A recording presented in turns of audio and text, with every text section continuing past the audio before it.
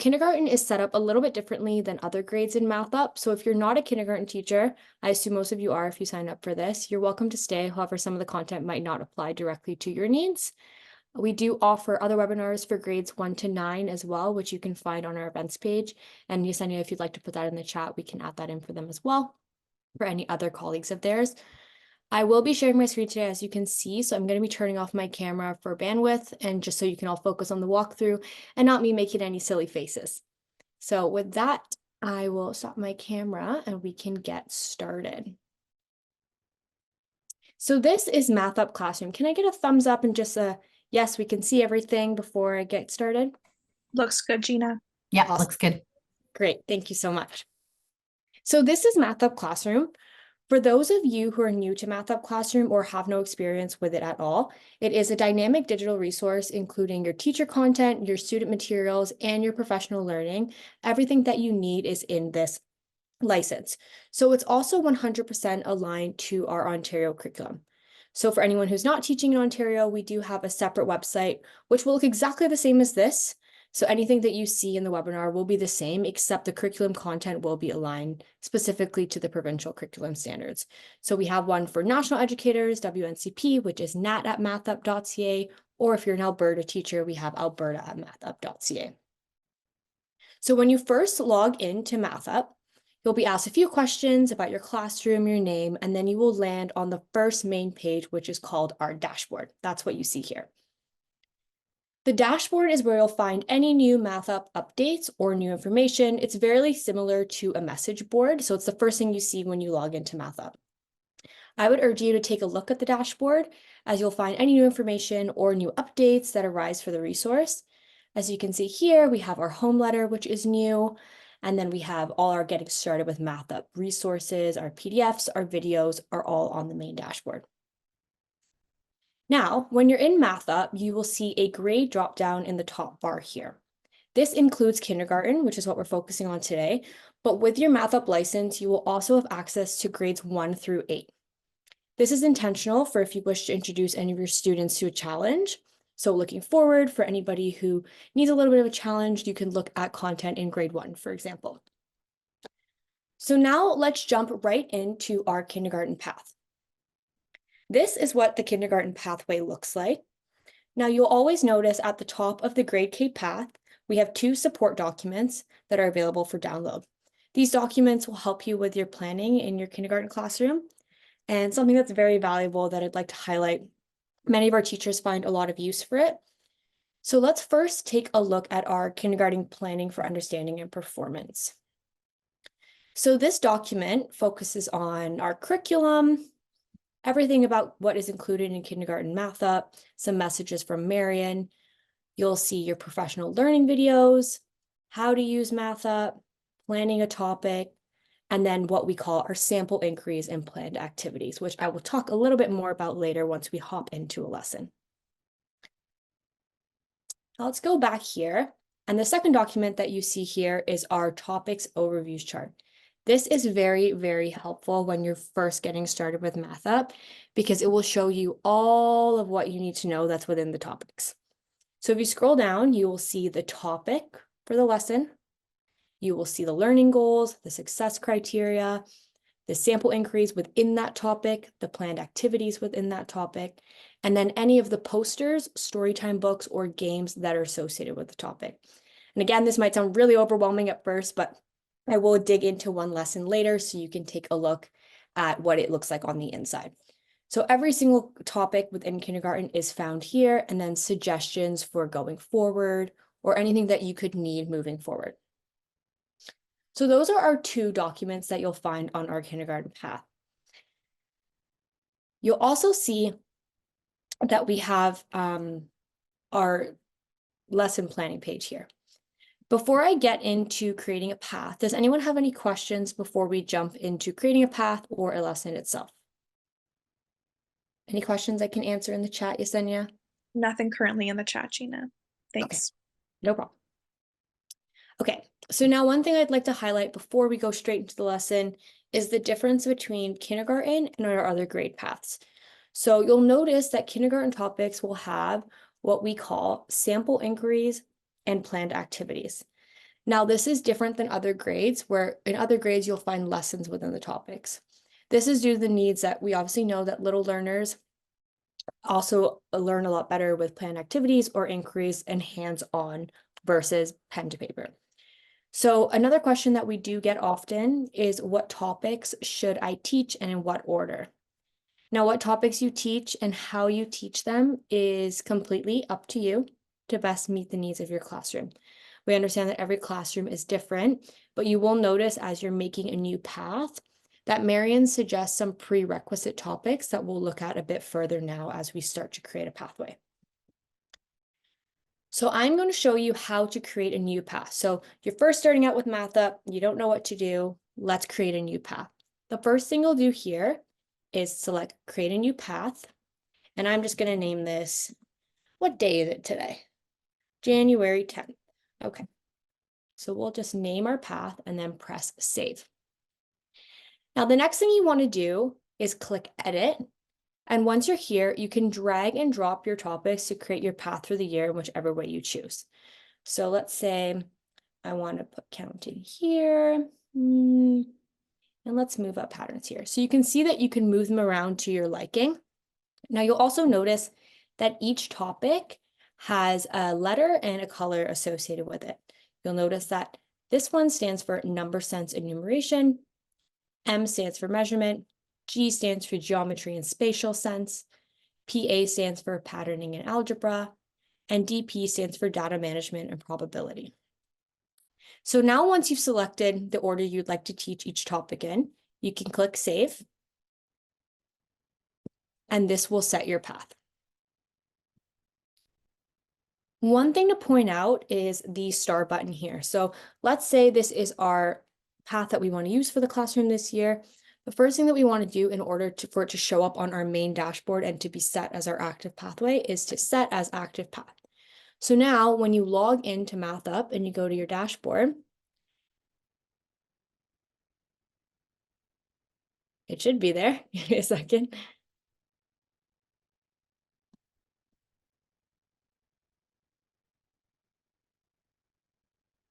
I don't have my grade selected, apologies.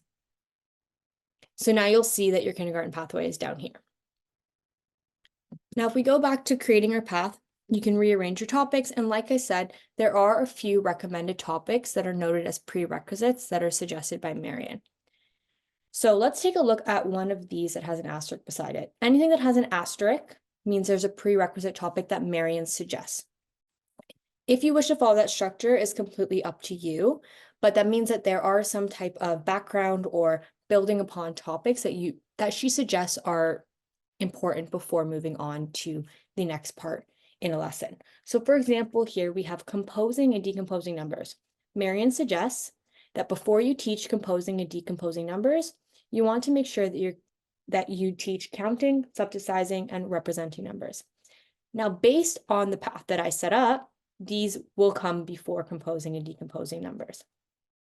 If you ever find that some of the prerequisites are not in the correct order, you can rearrange them. And like I said, they are just recommended topics, so you are able to readjust them based on your classroom. Another thing that you will notice as you move through MathUP are these little eyes across the platform. I urge you to click on these eyes as they arise, as they do include a big amount of information that will help you in your instruction and planning. So for example, if we click on this one, you will see how to set up your kindergarten path and then a yearly planning video from Marian. This is where she talks about supporting you in your yearly plan using MathUP. So all these little eyes are really informative, and you will find them across the entire platform within the lessons, and they're all just little bits of information that will help you in your planning process. Now, do we have any questions at this time before I jump inside one of the topics?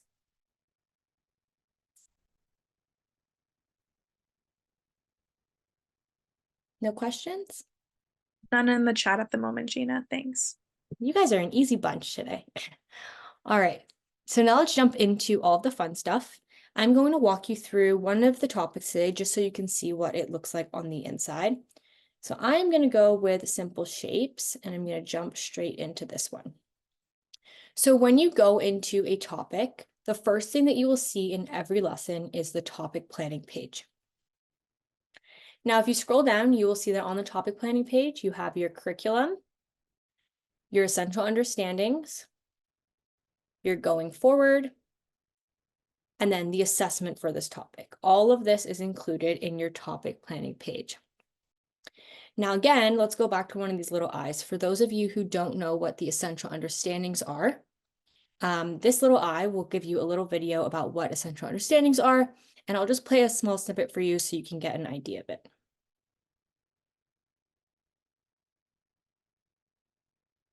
Yesenia, let me know if there's no sound, okay? One of the important features of our program is something that we've called essential understandings.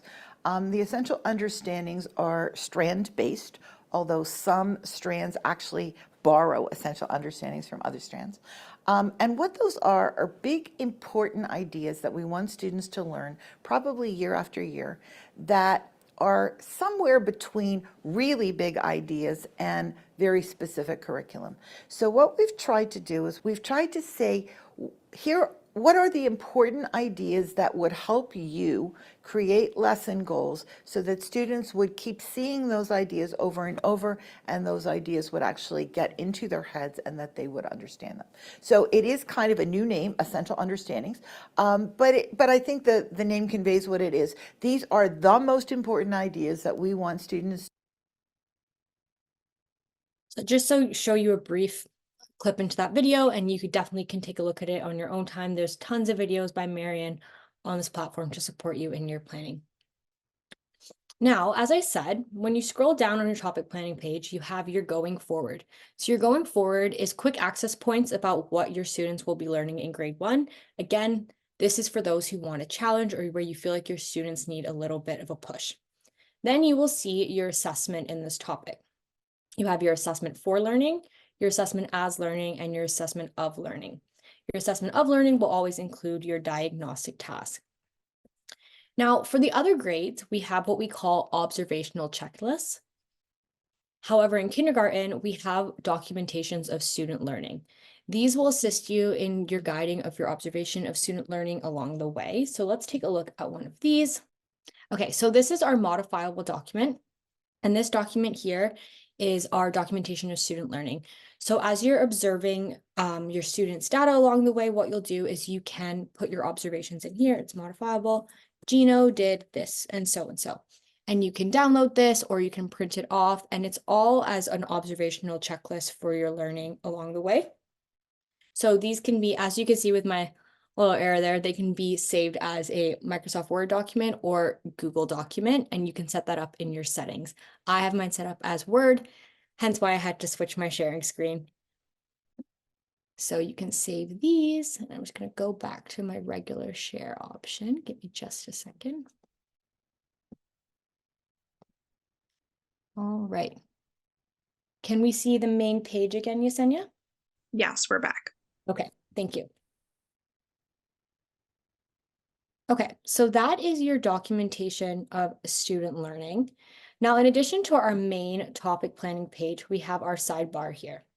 So each topic will always have a sticky note at the top right where you can list any teacher notes. Hello. You can list any teacher notes. In the top right, you will also see your learning goals. You will see your suggested materials and tools. And then you will see additional resources, which talks about your games and puzzles or your MathUP Storytime books, which we'll take a closer look at the end of today's session. We also have what we call our Summit Up. Now, the Summit Up page are written in parent-friendly language to increase the homeschool connection to help parents with extending that learning at home and for parents to be included in what their child is learning in class. There are two ways that you can share the Summit Up page for the topic. You can either download the PDF or print it off and send it home in your kiddos' book bags, or you can press a get link and you can send this whether you're using an online platform like Hi Mama or whatever you're using within your classroom. You can share this link for them to access the Summit Up document at home. This is specifically made for parents. Please note that the shared link does expire after 14 days. They're only active for 14 days. So in the event that a parent does need it again, you can just press the get link at the later date and share with them as needed.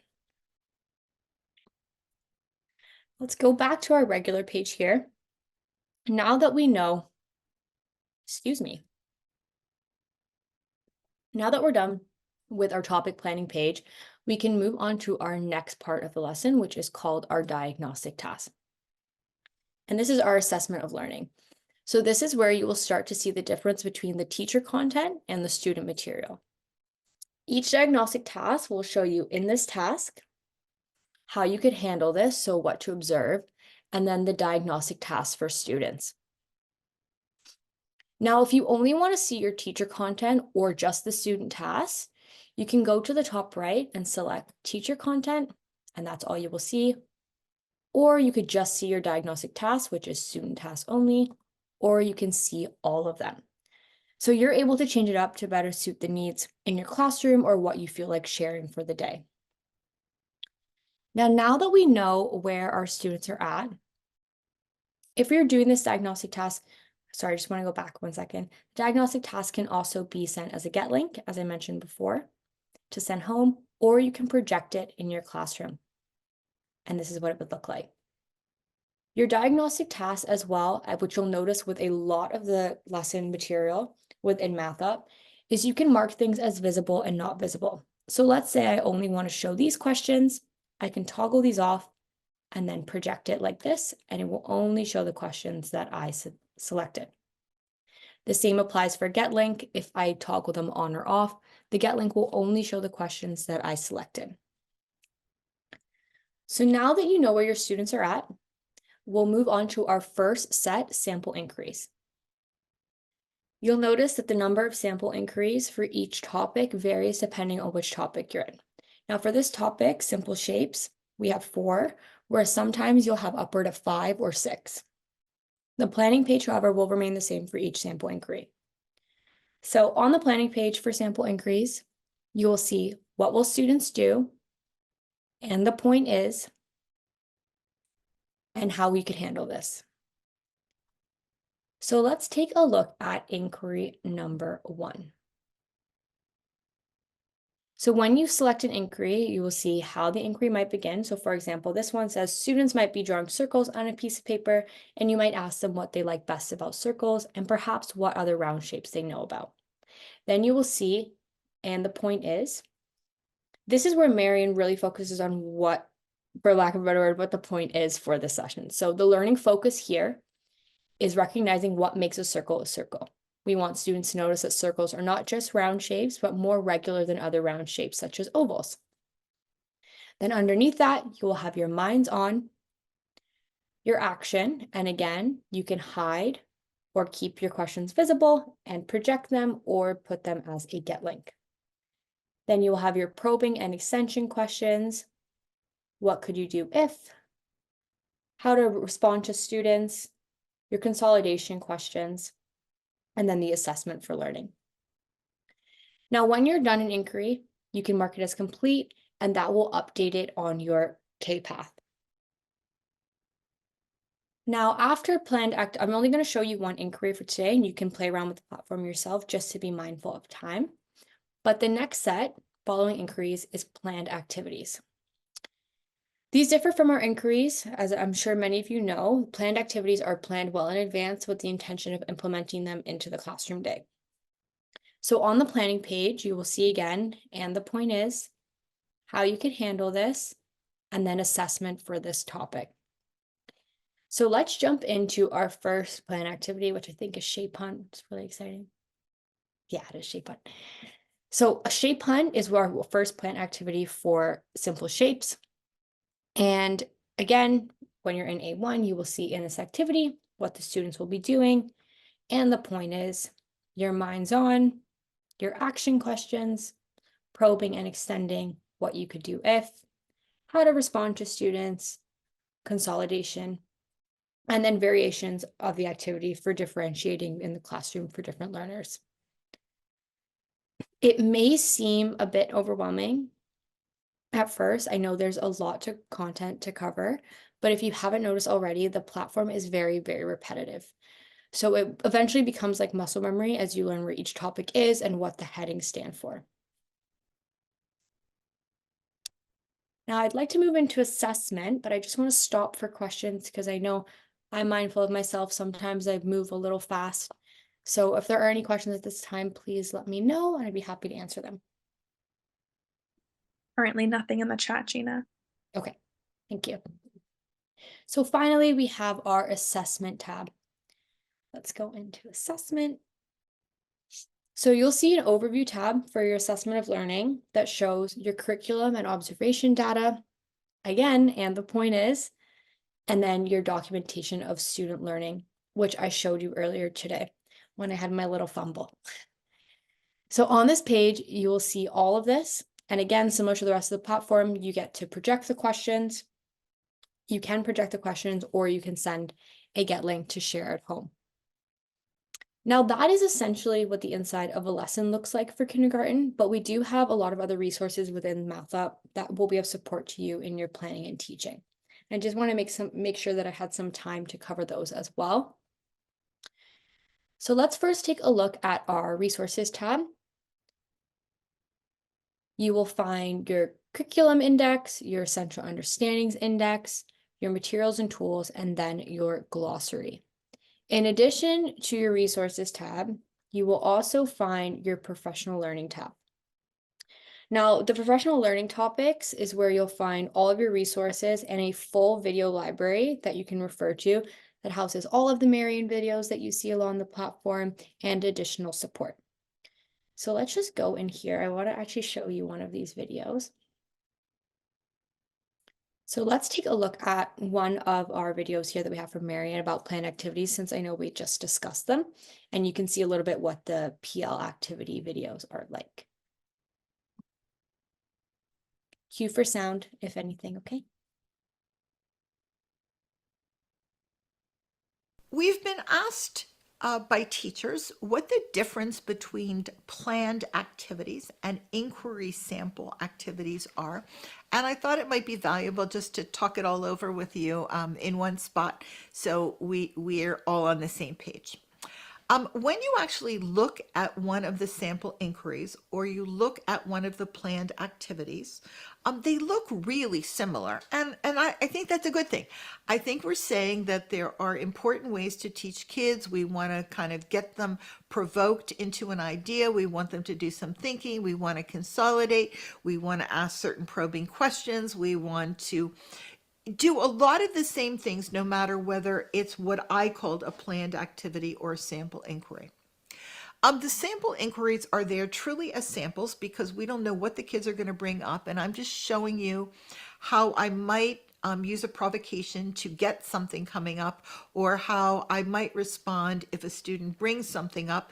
But maybe those particular activities won't even happen. You'll use variations of them because kids said things a different way or were interested in a slightly different thing. The planned activities are there because every jurisdiction has a curriculum, and it's asking teachers to make sure that certain things come up for kids. So I created activities that would help you make sure that certain activities come up for kids. Many of those curricular pieces are in the sample inquiries as well, but these are just, I'm going to call them the guarantees. Like if you do this, you're guaranteed that you are covering what you're supposed to. And that's the spirit in which they were written. If it turns out you covered something with an inquiry, you don't have to use the planned activity. It's just there to ensure that what you really need to do is addressed. Now, because the planned activities are associated with curriculum, you'll notice that there are some extra pieces to them. There are pieces related to assessment because the curriculum is what you'll be thinking about when you're doing assessment of learning. You'll see that there is more attention to what processes are being addressed or what competencies are being addressed. There's more attention to a student learning goal. So there are pieces there that are kind of extra, and they're there because they're a little bit more to ensure that you are addressing your jurisdiction's curriculum and doing what you need to do. But really and truly, the activities aren't fundamentally different. Any of those planned activities might have been responses to an inquiry as well. We're also asked whether you should do all the inquiry things first and then the planned ones, or how that should work. And again, I don't think there is a rule. I think that very often an inquiry will just come up because a kid does something, and so go there. But if you have this idea that you want to do this planned activity and then go back to other inquiries, like, I think all of that is fine. So please feel assured that I think that you're not harming the kid if you do things in different orders. There's not one right order that's really ever right for all kids anyway.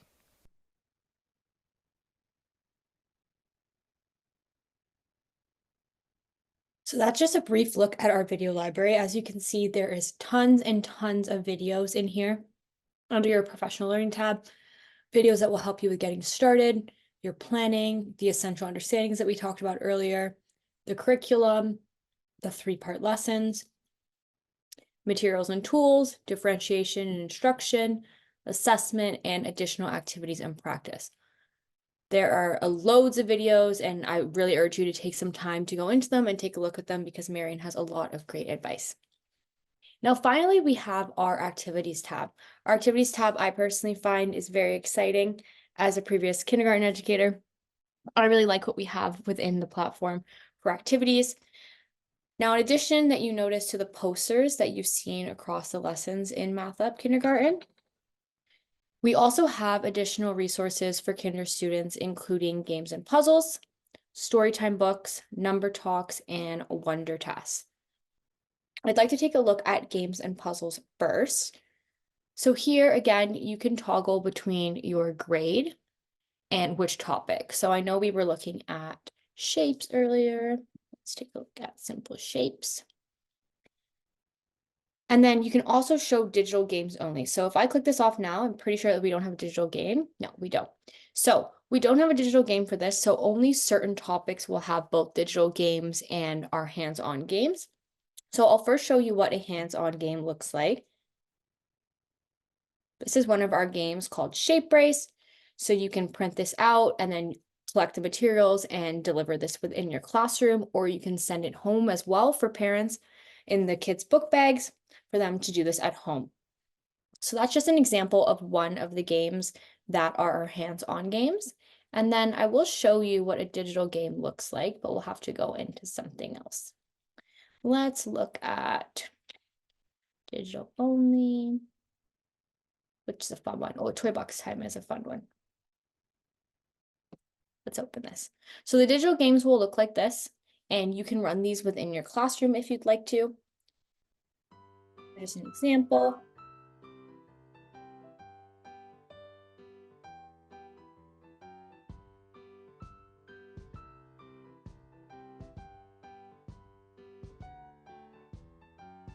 Start at 1 to connect the dots.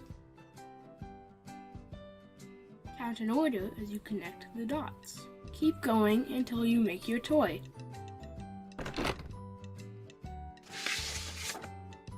Count with me. 1, 2, 3, 4, 5. Tap or drag at the toys to play with them.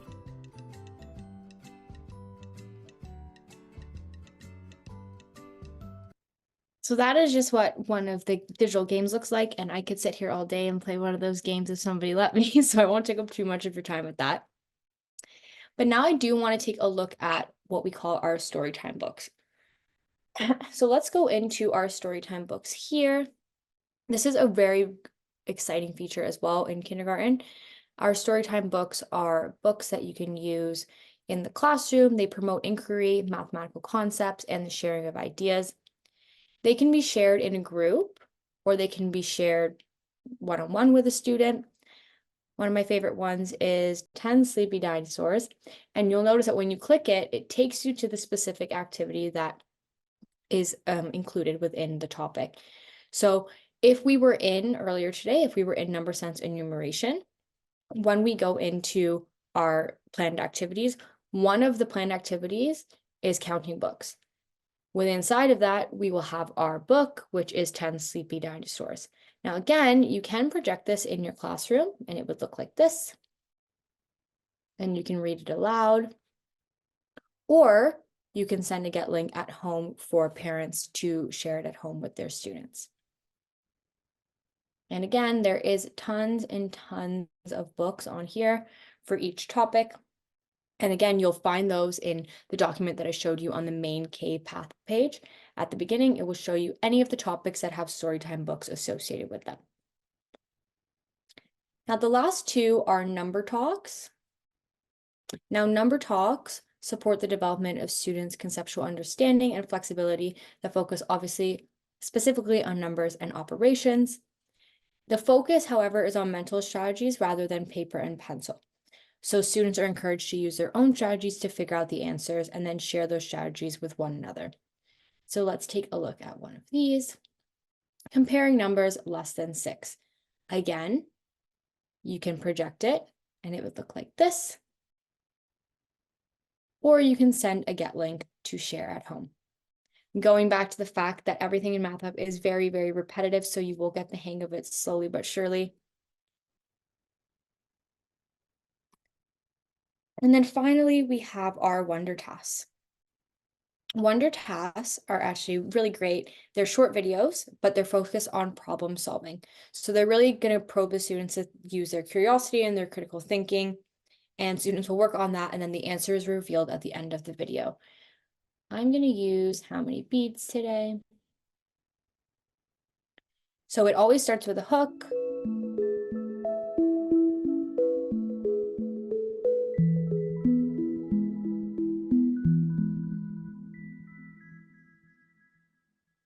And then following that hook, after you show the students the video, you would typically ask the students what they're wondering and any of the questions that they may have. And then the struggle at the end, you provide them the image, and then the final reveal. Again, you can hide the questions for any sample responses, and then the reveal will give you the answer at the end once students submit.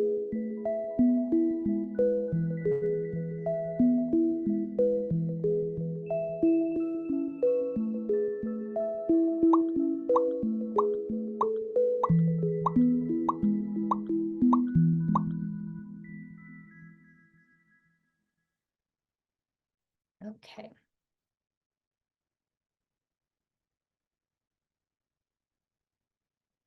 Now that is a MathUP Classroom specifically for kindergarten as a whole, and it's all of its amazing features. But are there any questions or concepts that you'd like me to review again that we looked over? I know we have a bit of time left. I just wanted to make sure that there was time for any questions if anybody had any. I know we're a bit of a quiet group today. Is there anything else you'd like me to go back to and take a look at, or if you have any further questions, or is everything seeming pretty clear?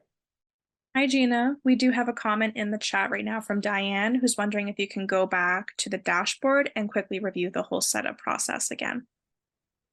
To the dashboard or for creating a topic, creating a path?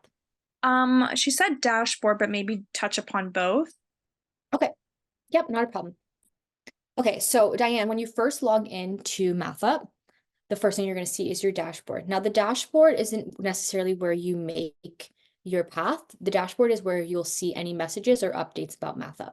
So the dashboard will tell you about our home letter and then helping you get started. Just quick links or of things that you want to go to within MathUP is where you'll find it on the dashboard. Now, if you're looking at how to create a path, you would go to grades. And for this webinar, we are looking at kindergarten, so we'll go into kindergarten. And then we'll press create a new path. And I'm going to call this one Diane. And then you press save. Now you can move your topics around and reorganize them in the order that you'd like to create your path. And again, with the prerequisite topics, Marian suggests that you teach these topics before you teach this topic. Now, again, in the video that we watched with Marian, there is no specific order that you have to do this in, especially for kindergarten. We understand that everybody is learning at a different pace, and some kindergarten students are really just not going to enjoy learning counting first. If they're not enjoying it, you can move it around, and that's completely the part of learning, especially for young learners. So what you would do, I can move this down for you. You would go to edit, and then you would drag and drop them in the order that you'd like them to be in. And you can do this as many times as you'd like. So let's say you save your path and then you set it as your active path for the year. If something changes, something's not working, or you need to go back and edit it, you can always come back into the path creation page and edit it to move topics around. So I'm comfortable with where this is at right now, and I would press save. And then it will load and you'll see your topic name, Diane, or your path name, sorry. And then you would press set as active path if you'd like to make it your active path. Now, if you want to go into any of the topics, this is my path. I'm going to be teaching representing numbers today, and I would go press this drop down and then press the topic planning page, and it will take me into it. And the same applies for any other topic. Diane, does that answer your question?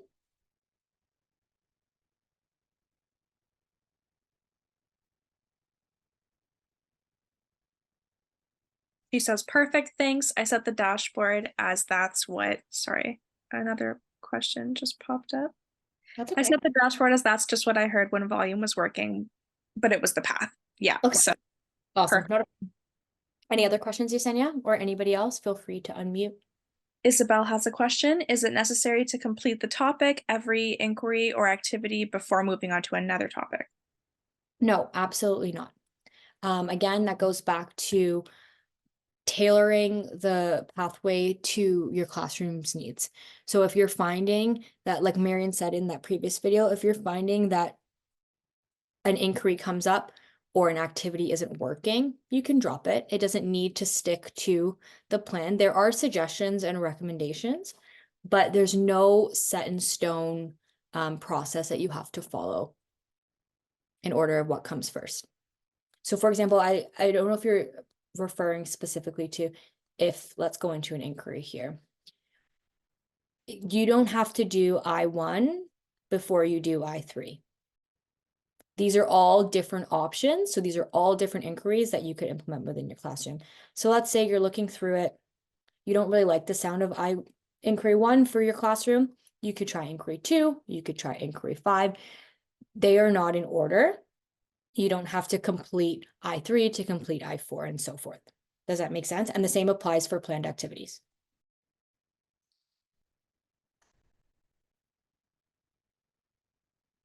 Hi, it's Isabel. Hi, Isabel. Hi, so I just thank you. That was very clear and alleviating because I've been doing it. I've been doing MathUP since September, and I feel this need to cover every inquiry and every planned activity, and I'm getting very stressed. Don't. So that's good to know. But my other question on top of that one is, what about the prerequisite ones? Do I have to complete all of the prerequisites in the topic before I move on? For example, you gave us the example of Let's go back. yeah. So I've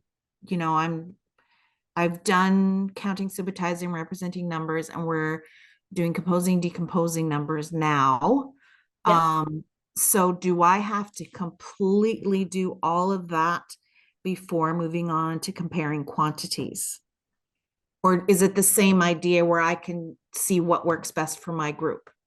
So this is the order. So the path page that I set up here is the order that I've set. So any of the topics that have a star beside them have a prerequisite. So comparing quantities is counting and representing numbers, and where do we use numbers as prerequisites. So these two actually are not fully aligned in the order that I set them up. So Okay. no, to answer your question, the prerequisite topics for that specific lesson, so composing and decomposing numbers, only apply to that lesson. You can move these around in any way that you'd like. So for example, in your kindergarten classroom, like I said, I was teaching kindergarten for quite a while. My students did not like the idea of starting with numeracy at the beginning of the year. They didn't love it, so I moved the stuff around. And that is completely up to you and what's working in your classroom.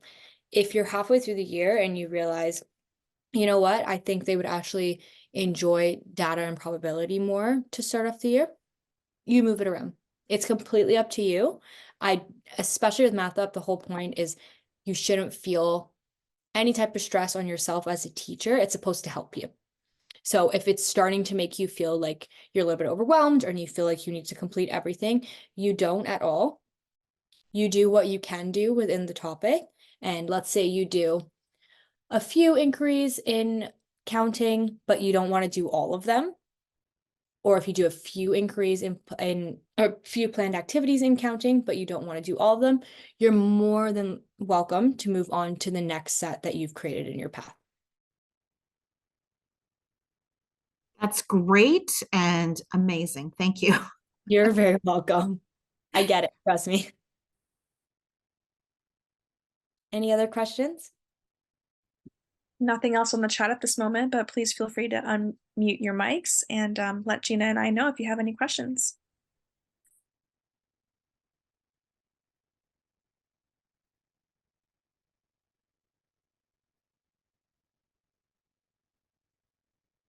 Nothing else?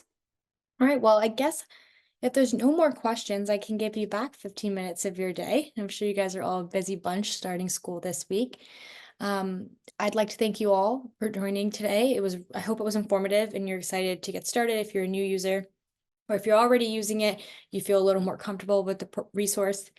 If you have any questions as well after this webinar regarding MathUP or anything that we talked about in the webinar today, please feel free to reach out to our wonderful support team at support@mathup.ca. They will answer all of your questions that you may have, and they typically reply within 24 to 48 hours maximum. And Yesenia, if you could add that in the chat, that would be awesome.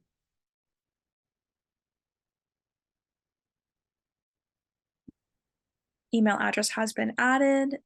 We've got a few thank yous in the chat. Thanks again, Gina. You did a great job. So thank you, everyone.